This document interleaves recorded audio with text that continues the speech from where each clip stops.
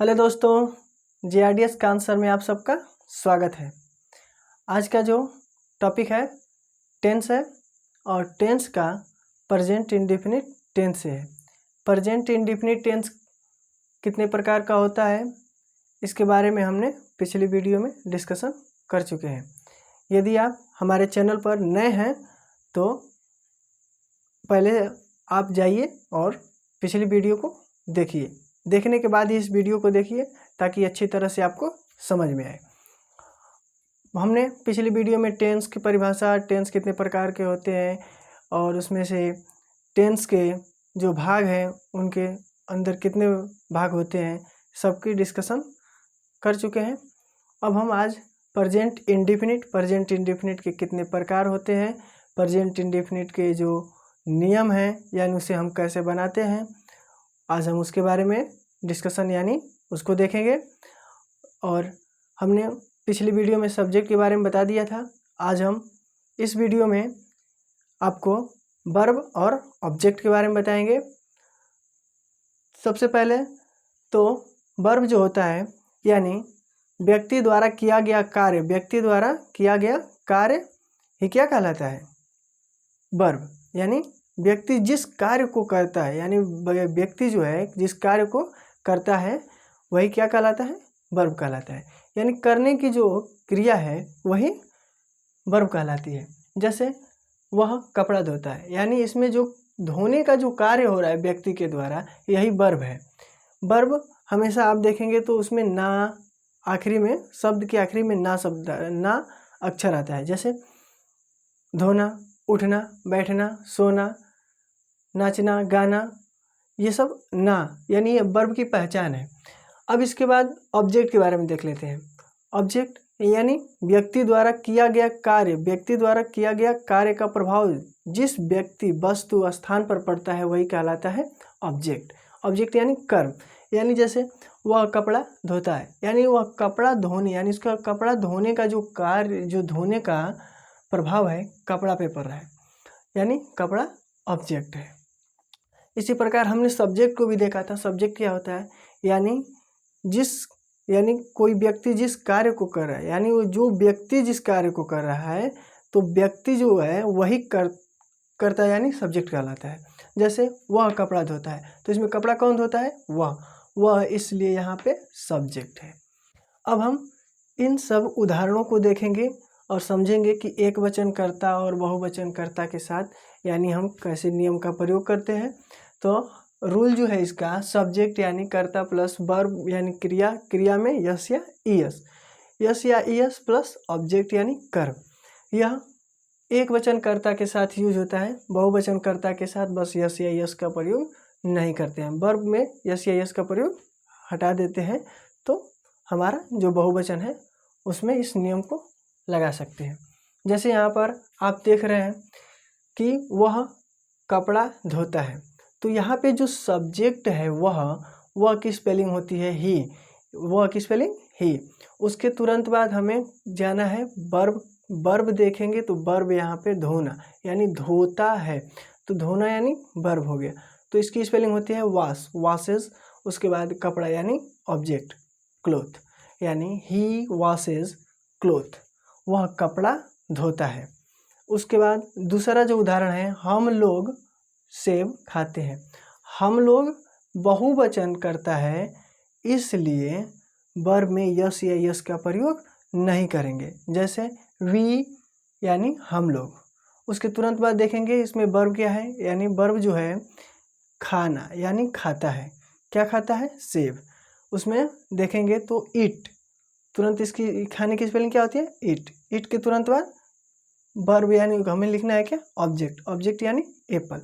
और एप्पल्स इसलिए लिखेंगे क्योंकि हमारा जो सब्जेक्ट है वह बहुवचन है। We eat apples. इसी प्रकार राधा स्कूल में पढ़ती है, राधा रीड्स इन स्कूल। अब यहाँ पे राधा एक वचन है इसलिए वर्ब में यस या इसका प्रयोग करेंगे। उसका अगला, श्याम बांसुरी बजाता है।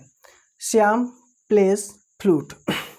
अब यहाँ पे श्याम एक वचन है इसलिए प्ले में यस का या यस का प्रयोग करेंगे क्योंकि एक वचनकर्ता के साथ सब्जेक्ट वर्ब में यस या यस का प्रयोग करते हैं। अब यहाँ पे मैं इतिहास पढ़ाता हूँ, मैं इतिहास पढ़ाता हूँ। अब यह ध्यान देने की बात है कि प्रेजेंट टेंस यानी प्रेजेंट टेंस में और फ्यूचर टेंस में मैं को बहुवचन के रूप में रखा गया है तथा जो पास्ट टेंस है उसमें मैं को एक वचन कर्ता के रूप में माना जाता है। इसलिए यहाँ पर आई जो है बहुवचन के रूप में है, इसलिए आई टीच हिस्ट्री। अब टीच हमने टीच यानी पढ़ाना, इसलिए इसमें यस या इसका प्रयोग नहीं करेंगे क्योंकि प्रेजेंट टेंस में आई को बहुवचन के रूप में रखा गया है। उसका अगला जो है वह क्रिकेट खेलता है, ही प्लेस क्रिकेट, ही प्लेस क्रिकेट। अब यहाँ पे वह यानी ही और उसके तुरंत बाद हमें देखना है वर्ब, वर्ब यानी प्ले, प्ले में यस या यस का प्रयोग इसलिए करेंगे क्योंकि हमारा सब्जेक्ट एक वचन करता है। उसके बाद ऑब्जेक्ट क्रिकेट, क्रिकेट यानी जो एक प्रकार का खेल है। उसके तुरंत बाद वह दूध पीती है, तो वह दूध पीती है। हमने यहाँ पर ही का प्रयोग किया है और यहाँ पे सी का, क्योंकि वह जो है यह पुल्लिंग है और यह स्त्रीलिंग। पुल्लिंग के लिए ही का प्रयोग करते हैं और स्त्रीलिंग के लिए सी का। यदि कोई पुरुष है तो उसके लिए ही, यदि कोई महिला है उसके लिए सी का प्रयोग करेंगे। तो वह दूध पीती है, सी ड्रिंक मिल्क। सी जो है सब्जेक्ट और ड्रिंक वर्ब और मिल्क ऑब्जेक्ट। अब यहाँ पे वे लोग अखबार पढ़ते हैं, वे लोग यानी यह जो है यह बहुवचन है। बहुवचन कर्ता के साथ वर्ब में यस या यस का प्रयोग नहीं करते हैं। सॉरी, ड्रिंक यहाँ पर यस का प्रयोग कर लेंगे क्योंकि ड्रिंक्स होगा, क्योंकि एक वचन करता था। यहाँ पर यस या यस का प्रयोग नहीं करेंगे। दे रीड द न्यूज़पेपर, वे लोग यानी कई लोग हैं, इसलिए वे लोग की स्पेलिंग तो दे होती है और दे के तुरंत बाद हमें वर्ब लिखना है, वर्ब यानी रीड। उसके बाद जो वर्ब जो है यहाँ पे पढ़ते, पढ़ते का स्पेलिंग होता है रीड। उसके तुरंत बाद द न्यूज़पेपर जो ऑब्जेक्ट है, दे रीड द न्यूज़पेपर। जो अगला है एग्जाम्पल, माताजी रोटी पकाती है, माताजी रोटी पकाती हैं। The mother कुक्स bread. अब यहाँ पे जो मदर के आगे द लगा है, मदर द का प्रयोग करते हैं किसी विशेष व्यक्ति के लिए। तो यहाँ पर जो है द कुक्स ब्रेड यानी कुक्स जो है वर्ब है और ब्रेड ऑब्जेक्ट है। तुम लोग, अगला जो वीडियो है, अगला जो है तुम लोग झगड़ा करते हो। तो तुम लोग जो है यहाँ पर यह एक बहुवचन करता है, इसलिए इसमें हम वर्ब में, इसके वर्ब में यस या यस का प्रयोग नहीं करेंगे। यू क्वारल, क्वारल मीन्स झगड़ा करना। अब हम ये सब एग्जाम्पल तो देख लिए। एग्जाम्पल के बाद प्रेजेंट इंडेफिनिट टेंस है, इसके 4 भेद होते हैं। पहला अफर्मेटिव, फिर negative, interrogative first, interrogative second, जिसमें हमने इस वीडियो में अफर्मेटिव के बारे में देख लिया। अफर्मेटिव के नियम क्या होते हैं, एग्जाम्पल कैसे बनाएंगे। उसके बाद अगले वीडियो में निगेटिव के बारे में देखेंगे, निगेटिव क्या होता है। और उसके बाद इंट्रोगेटिव और इंट्रोगेटिव के बाद इंट्रोगेटिव सेकेंड। इसी तरह अगली वीडियो में हम जो बात करेंगे निगेटिव के, GATIV, निगेटिव यानी नकारात्मक, नकारात्मक। अब हमने इसमें जो सारी बातें कही गई हैं सब पॉजिटिव यानी सब पॉजिटिव रूप में की गई हैं, यानी सकारात्मक रूप में की गई हैं। अब इसके बाद जो नकारात्मक होगी बस इसमें थोड़ा सा परिवर्तन होगा, जो उसकी पहचान होगी, यानी